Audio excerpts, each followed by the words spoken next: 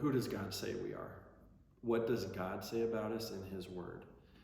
And if you don't believe the Bible, then you're going to have to tell me why and help me understand that. And I understand there's different versions and translations and books that aren't in it, but the story itself, it's over 1,600 years, this span of books, and it's this story of God redeeming mankind.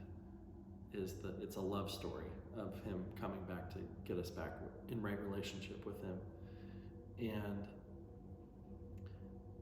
And I think if you can say, well, I know the Bible's not true, I know God's not real, that takes a lot of faith in itself too.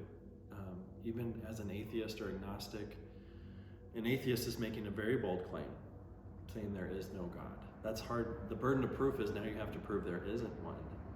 And I think I could point to a few things that indicate there's creation as evidence. An agnostic, to me at least, is more honest in saying, I don't really know. There might be, there might not be.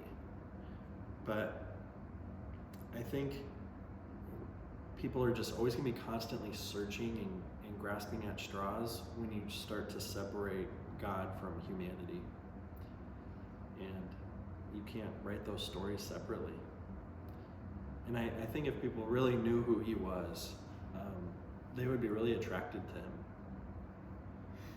I think what's repelling about him is all the distorted views that have been perpetuated about him through other religions or other people claiming to represent him. And that shows how valuable we are. Because if we get to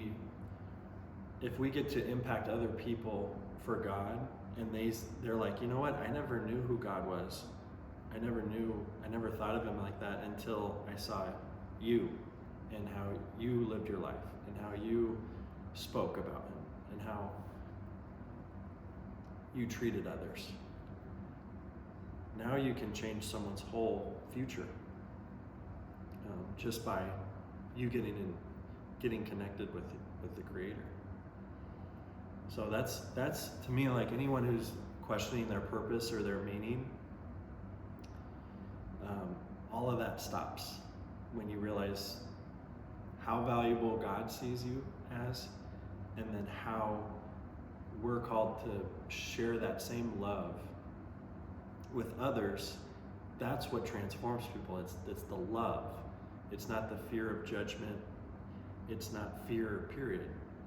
It's the love that compels others to change. And it's his love within you that should be shining.